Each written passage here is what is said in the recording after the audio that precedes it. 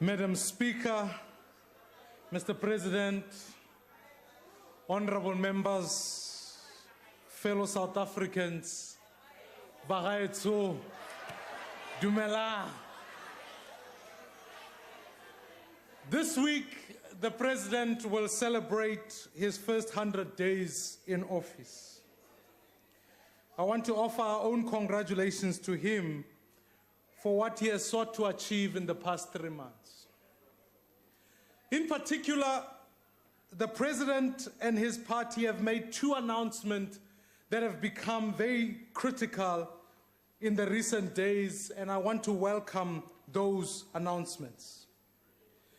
Firstly, the President has confirmed to the people of South Africa that he will not oppose our court application to scrap the deal by which the state would cover all of former President Jacob Zuma's legal defense fees.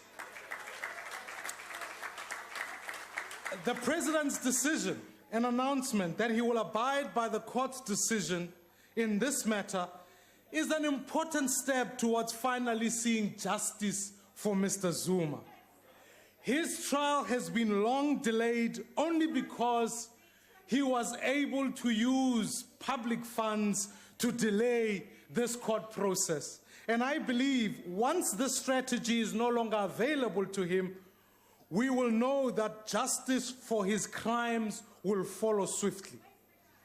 His retirement must be as uncomfortable for him as his presidency was for the people of South Africa. Secondly, the governing party has in the last few days completed an about turn on amending the Constitution to enable land expropriation without compensation. The ANC has now said that it plans to do this within the confines of the constitutional framework. This is a very significant departure from the language the President used in the previous times. Because I think it is right, Mr. President, that the current provision in the Constitution safeguards against arbitrary expropriation and requires just and equitable compensation. It is a far cry from the broad-ranging permission to expropriate wherever, wherever, with no compensation. Then we can take the fight against land grabs that this government and you have spoken about today, and I welcome your decision in this regard, because it demonstrates to the people of South Africa that the President has shifted from perhaps the EFF's position where expropriated land is owned by the state to the position that DA has always held, which is that property rights must be protected. This, Mr. President, is progress. But let us not stop there, Mr. President. Let us in fact take the 1,000 of hectares of state-owned farmlands and hand this back to the people of this country. Ramaphosa, you know, like many South Africans, I grew up under Group Areas Act. But swadi baka na ba sa khone go ouna ntlo ya bone. Ke a leboga gore mo tlase ga constitution ka jeko ba khona go kry di-title deed. A re tswelle pele re fe ma-Afrika Borwa di-title deed re ye pele. In metros and towns, the DA-led governments have already started to deliver over 100,000 title deeds, making homeowners of the people of South Africa. Let us double these efforts. Mr. President, you said let us work together to achieve fundamental social and economic change. And therefore, I want to invite you to the rural community of Kwatyu, Pae, Eastern Cape, apha abantu bethu basasokola, abanamhlaba. They've been waiting for decades for land.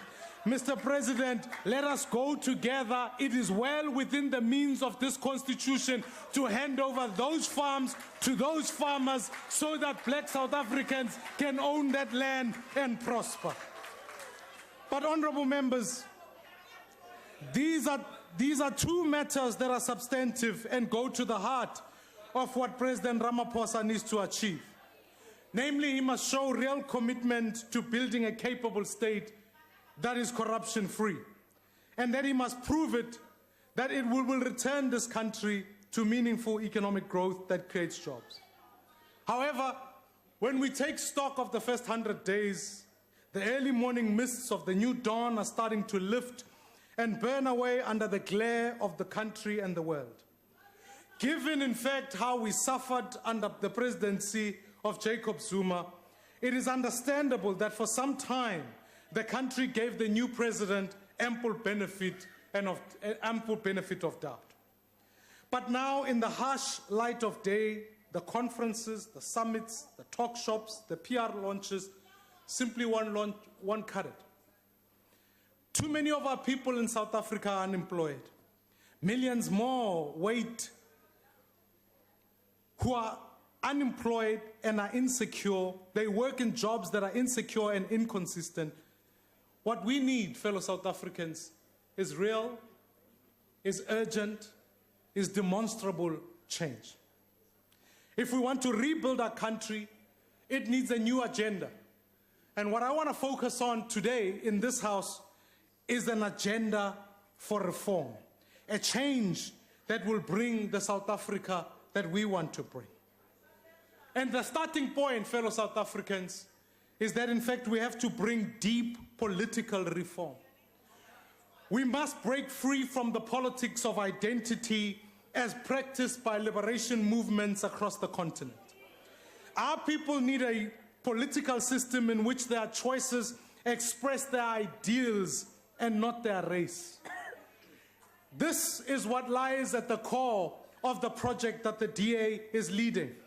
Our mission, fellow South Africans, is to build one South Africa for all, black, white, Indian, and color.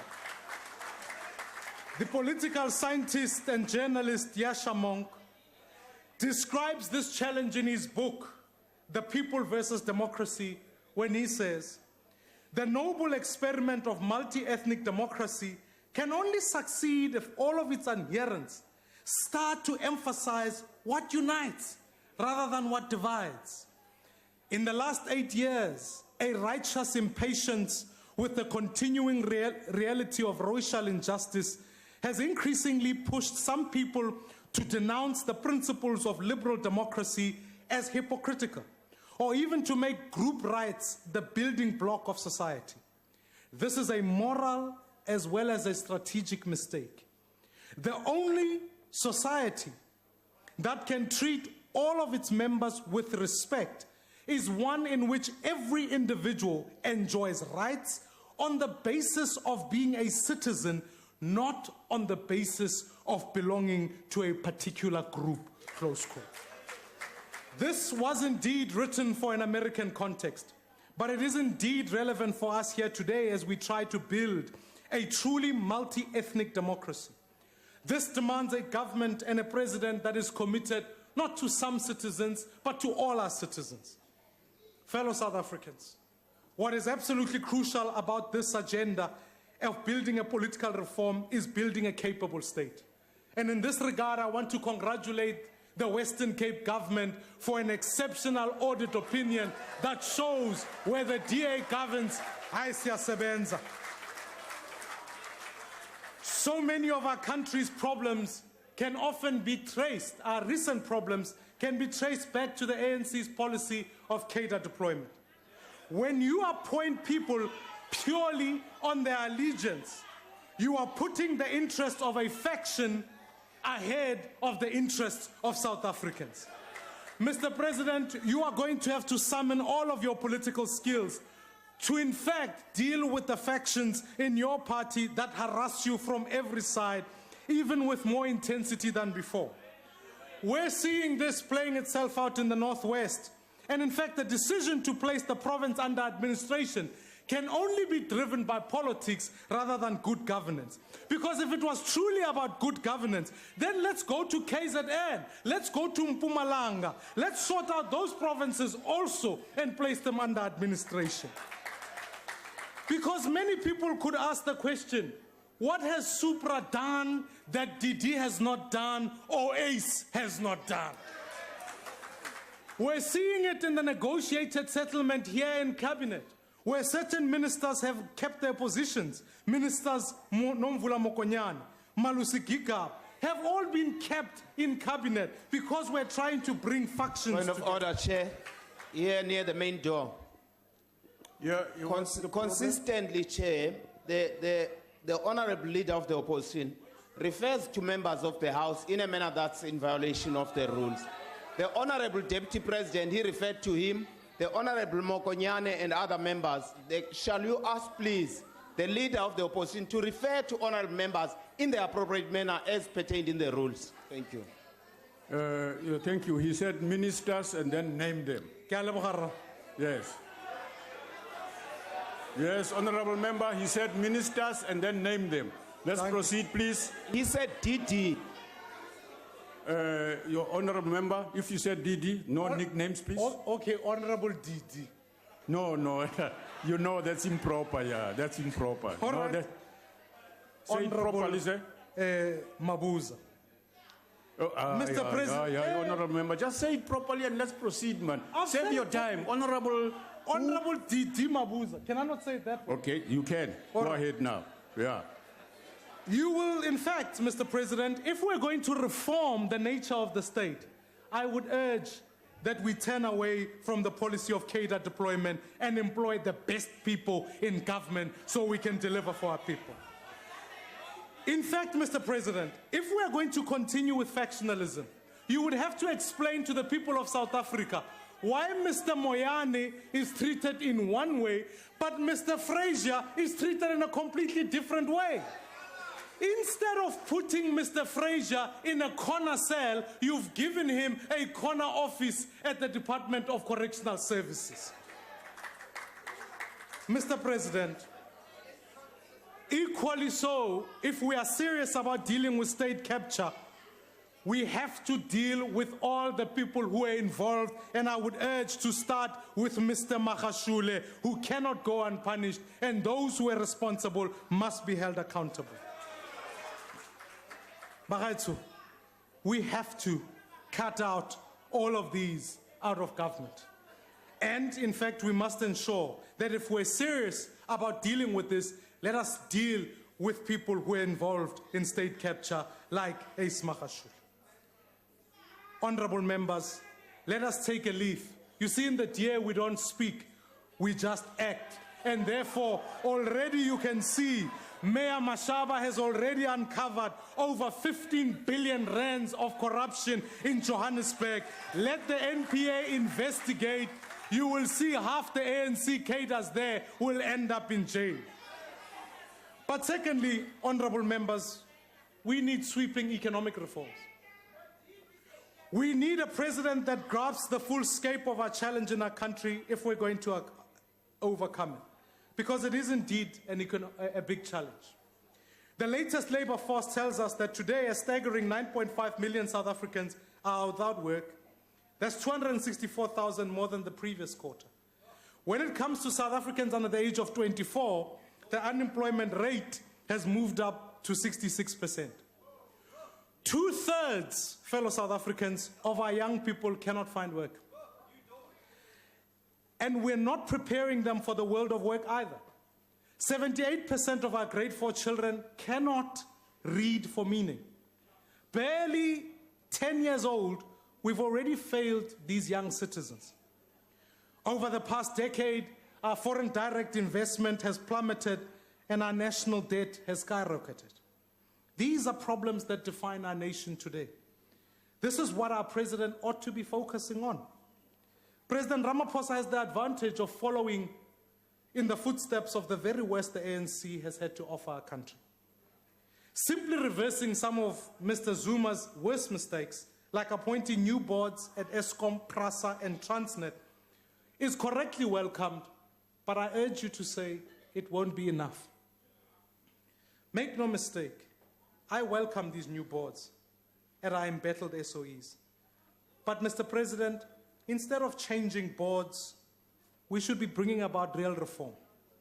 We should begin, in fact, by selling off some of these SOEs. It is very clear that SAA is a fiscal risk, Mr. President, and yet you continue in your government to ask poor South Africans to fund it by paying more for their food, paying more for their transport, increasing VAT. Why don't you cut VAT instead of clipping, and rather clip the wings of SAA by selling it off, Mr. President? We need to be serious about living within our means so that when we look at our bloated cabinet and our very expensive administration, the word in town should be half of the cabinet must go and half of the administration must be clear.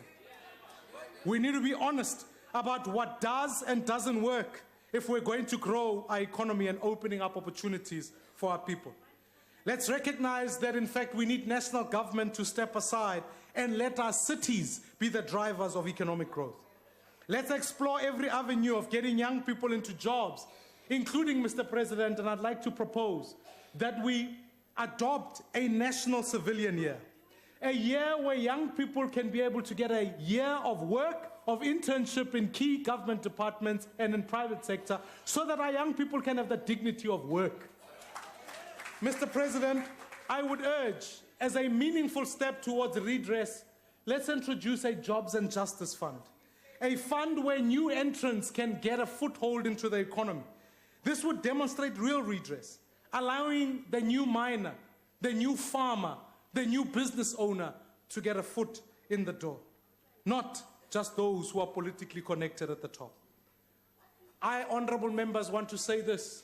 If we simply tinker with existing policy, we will not turn this ship around. We need comprehensive economic reform.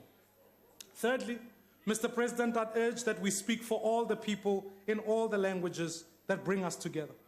We seem to be unable to bring mature discussions about how to deal with the legacies of our past in a way that does not split us up by race and turn us against each other. We've become a country so ruled by our past that we simply cannot envisage a future, never mind achieve it. We are actually a victim of a failing liberation movement that has no choice but to cling on to the past because it has no credible plan for tomorrow. Every big conversation that we have today is about what has brought us here and not where we're going. I want to urge that we need to look to tomorrow. We need to bring solutions that are offered rather than that unite us as a people, rather than those who divide us. We need to bring solutions that bring us together. Fellow South Africans, we are constantly being told that there must be losers for others to win. We are told that the advancement of economic opportunity in South Africa is a zero-sum game. I don't believe this. I believe in the unity of our people. And I believe that it is possible for us to build an inclusive society and an inclusive economy without creating enemies of each other. We can only do this together. And our president, we ought to be obsessed about the future and make boldly a case for one South Africa for all, born out of our values of freedom, of fairness, and of opportunity, and building a diverse society. Fourthly, we need a president that can put the interest of young South Africans first. There is, in fact, no greater shame to every member of this House than our country's dismal public education. It should haunt our thoughts every day. It should be the standing item on the business of this House until it's sorted out. We will never fix South Africa until we can deliver quality, world-class public education. And we certainly want to achieve this by slashing 7.2 billion rands from the education infrastructure budget, as this government has done. Mr. President, I want to urge you, stand up to SATU, the organization that so hobbles our education system and now, in fact, controls 6 out of the 9 provincial education departments. We can lament state capture at SOEs, but let's never forget the state capture that is happening by SATU in our provinces. Fifthly, We need a president that can restore Africa's honor on the global stage. We need a president that can reestablish our moral authority in the world and in the continent that we ought to be leading. We should not side with dictators and pariahs and allow genocidal criminals to go free. This is not the South Africa we envision. We should be world leaders in morality and peace, in human rights and democracy, and the president must take the lead in restoring us to that place. He can, in fact, do so by abandoning our thought of withdrawing from the International Criminal Court. If anything, let us strengthen that institution by offering it our full support, sending our best jurists, and helping to ensure justice for the victims of crimes against humanity around the world and certainly in our continent. Honorable members, these are reforms our country urgently needs. This is what's required from our president. But it's going to be very hard for President Ramaphosa because he doesn't have the mandate for meaningful reform. We maybe have room for tinkering, but we need deliberate reform. We can't just look to someone who is better at executing than the old plan. We need a new plan. We need a president that is bold enough to lead our country out of this perilous situation we're in. Time will tell if our president can do this. Time will tell if we have a president who will deliver real change, or if we simply have a slightly more presentable version of the old one. If we want to help serve our people who put us in this house with their votes, we have to start treating their future as our number one priority. And that future is the one that is shared by each and every South African, regardless of what race they are. We must stop making enemies of our society. We must stop mobilizing around race. Mr. President, you once, and as others say, sometimes our politics are between black parties versus white parties. You once said that, in fact, if we vote for the DA, the Boers will come back. I would hope and I believe that this language will be put behind, because these are indeed lies that divide our nation, and we need to build a united South Africa for all. If you put these views and this language behind you because it doesn't serve our country, it causes divisions whilst we should be uniting our people. It takes a lot of effort to keep these fights going. Let us rather build our efforts into building a prosperous, non-racial, inclusive South Africa. Let us make our nation where our people no longer feel threatened by criminals in their homes, in their streets, and in their schools. Let us build a police service into one that can protect our communities and make our neighborhoods safe again. Let's begin by shifting control of the police to our provinces. Let's introduce rural safety units so that our farmers and farm workers can sleep well at night. Let us give our military what it needs so that they're able to protect and secure our borders. Let us put our efforts into fixing this broken education system that the majority of our children still receive. Let us bring back accountability in teaching, and let's attract the best talent and passion that is crucial to this job.